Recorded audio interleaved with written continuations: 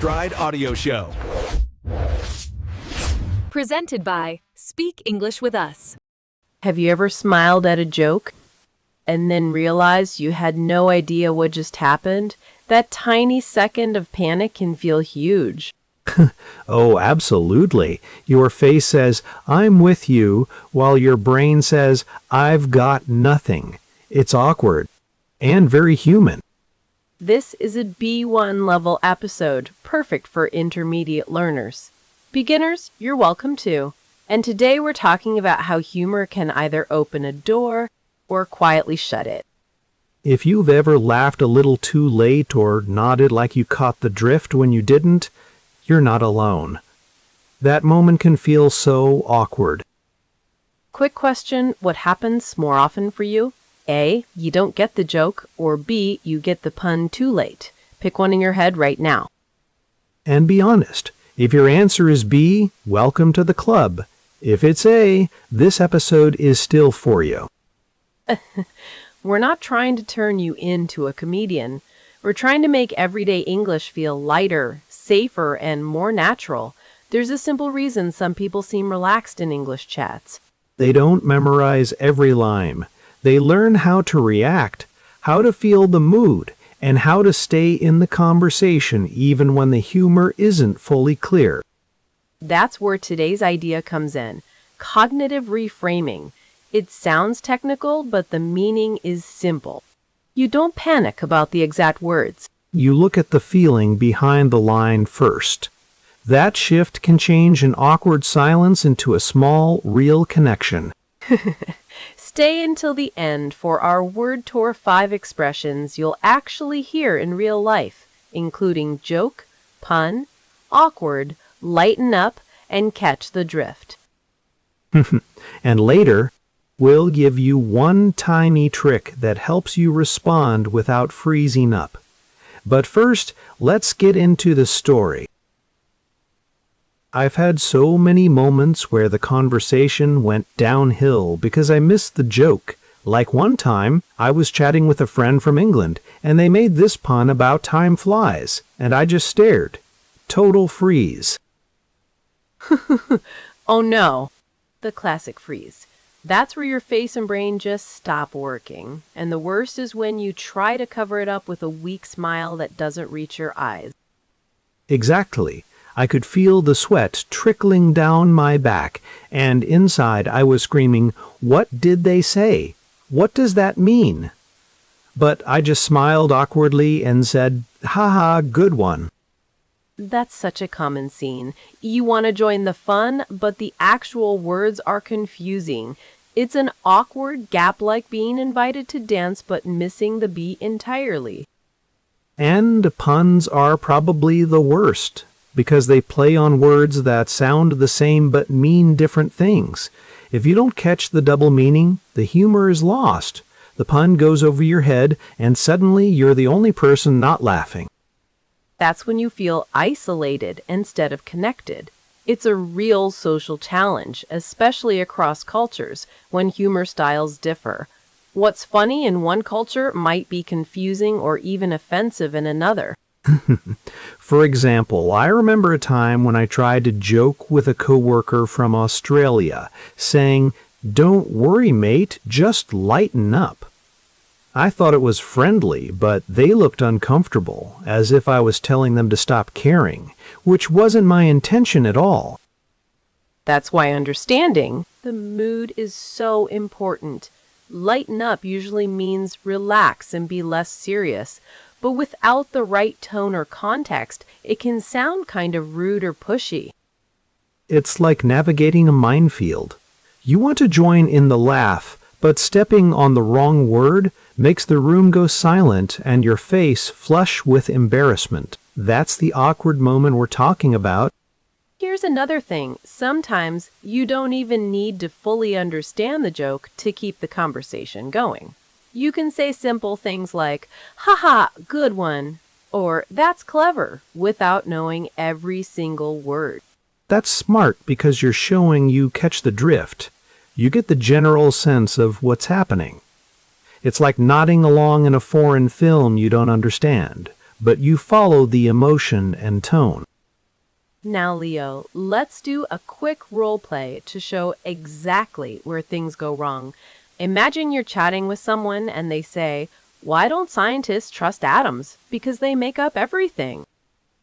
Okay, I reply, "Ha ha, that's a good joke." But then I add, "Wait, atoms? What are those again?" And then I just laugh awkwardly. Hold on, that's exactly where the conversation trips. You froze because you didn't catch the meaning of make up everything as a pun. Atoms make up everything physically, but make up also means to lie. When you do that, you bring the focus to what you don't understand. Instead, you want to keep the feeling light. Here are two natural ways you could respond. 1. Simply say, "Haha, good one." And 2, "Oh, clever pun." You don't have to explain or question anything. That keeps the mood up and your connection strong. Got it. So instead of asking questions that show I don't get it, I just join the laughter and lighten up. I like that. I'll try that next time. Exactly. This way you follow the emotional mood, not the literal words. It's a form of cognitive reframing, switching your focus from "I must understand every word" to "I feel the social flow." That's powerful, and it helps to avoid those awkward pauses or forced explanations. Sometimes less is more in humor. It's also normal to feel uneasy about missing jokes. You might think you're less smart or that people will judge you. But humor is tricky even for native speakers. It's okay not to catch every pun or joke. Absolutely.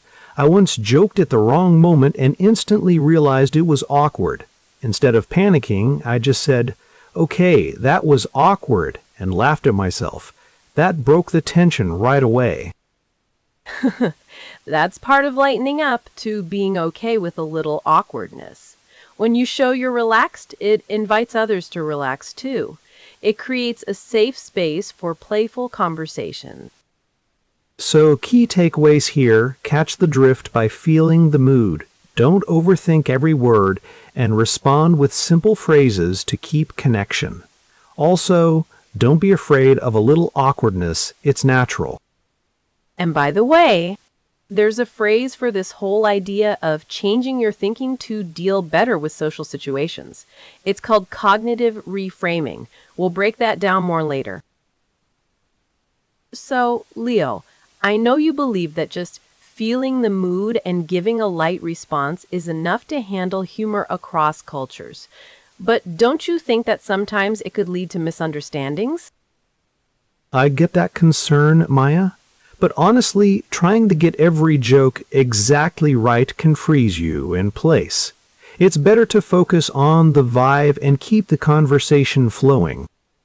But what if the other person thinks you're not really paying attention? Or worse, takes your light response as fake? I mean, that could make things even more awkward. That's a fair point, but I think the key is sincerity in how you react. Saying something like, "Haha, good one," when you catch the drift is better than silent confusion. It shows you're engaged. Okay, but what about when humor involves puns or wordplays that depend heavily on language? You can't really just feel those, can you? True, puns are tricky, but even native speakers sometimes miss those and still laugh along. The goal isn't perfect understanding, it's connection. I see your point. But don't you worry that relying on generalized responses could actually stop learners from developing deeper language skills? Not really. I think it's a stepping stone. If you get stuck trying to decode every joke, you'll miss chances to practice. Lightening up helps build confidence. Still, I have to disagree. Learning humor means learning culture, and culture can't be rushed. If someone always responds superficially, won't that create a gap in understanding? That is such a good point. But remember, cognitive reframing means changing your mindset, not just using canned replies. You actually shift how you interpret humor, bit by bit. Let's try this. Some people believe that humor has to be gotten perfectly to be meaningful in conversation, but others say the emotional connection matters more than exact words. Where do you stand? I'm with the second camp. The real goal is to show you're open and relaxed, that you lighten up instead of getting stressed. Even an awkward pause becomes less painful when you're relaxed. But what if someone thinks lightening up means not caring? That your joke might be offensive or misunderstood and you're brushing it off. That could backfire. That's why context matters. You're not ignoring feelings or meaning. You're choosing to focus on positive signals, like smiling when the mood is playful or giving a simple, good one to keep things smooth. So you'd say it's okay to sometimes miss details as long as the overall feeling is respected? Spot on. It's about catching the drift. You don't need to understand every pun or joke just enough to stay connected. Most people appreciate the effort. I admit that takes pressure off learners. But how do you prevent that lightness from turning into avoiding communication? Struggles altogether? That's a great question. Think of it as training wheels. You start by staying relaxed and responsive, then get curious about the jokes later. Ask questions or Google later on. It's a process. That makes sense. It's about not letting the fear of awkwardness stop you from participating. Exactly. The occasional awkward moment is part of learning and part of connecting across cultures. I guess that's true. Even native speakers sometimes freeze up when a joke falls flat. So it's all part of the dance. Right. And if you don't lighten up, you miss the chance to laugh together, which is really what humor's about. So to wrap up, while full understanding is ideal, a friendly vibe and sincere response often matter more, especially in cross-cultural chats. 100%. And practicing this approach builds that natural confidence and warmth over time. We've talked about how humor can sometimes feel awkward and how just catching the mood helps you stay connected. Right? And we've seen that it's okay not to get every pun or joke. Perfectly what matters is your sincere response. Now, to make this practical, we'll explore 5 key expressions that showed up in our story-like joke pun and lighten up. These are exactly the words to help you catch the drift next time humor pops up in conversation. Okay, let's revisit that moment in the cafe because the language there was doing a lot of quiet work. When someone tells a joke, they're usually trying to make people laugh, not just pass information. Right, and a joke can be super simple. You hear it, smile, maybe laugh. And the point is the social feeling, not a perfect analysis. Exactly. A joke is a funny story or remark made to cause laughter. In real life, you might hear, "My phone has more energy than I do." That's a joke. Short, playful, and easy to share. And if the room laughs, great. If not, the speaker just moves on. That's why jokes are useful. They can soften a tense moment without turning the whole chat into a performance. Now, there's a related one that people love to overthink. A pun. A pun is a play on words with similar sounds but different meanings. And yes, it can feel a little tricky at first. Like, I used to be a banker, but I lost interest. That's a pun because interest has 2 meanings. It's clever, but it's also the kind of line that makes some people groan before they laugh. That groan is part of the fun.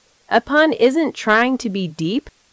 It's trying to be smart in a sneaky way. If you catch it, you feel included. And if you don't catch it right away, you're not broken. You just need more exposure.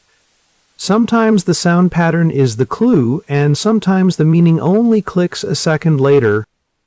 That second later feeling is exactly where awkward comes in. Awkward means feeling embarrassed or uncomfortable. In a social situation, like when everyone laughs and you're half a beat behind. Oh, I know that feeling. You do a polite smile, maybe a tiny nod. and hope nobody notices that your brain is still loading. And honestly, that's so common. An awkward moment doesn't mean you failed. It just means the social timing slipped for a second. Right? And sometimes the funniest part is the awkwardness itself. People laugh because they recognize the scene, not because anyone said something brilliant. So if you feel awkward, don't panic. You can keep the conversation moving with something small and kind. That's where lighten up becomes really useful. Yes, lighten up means to relax and be less serious.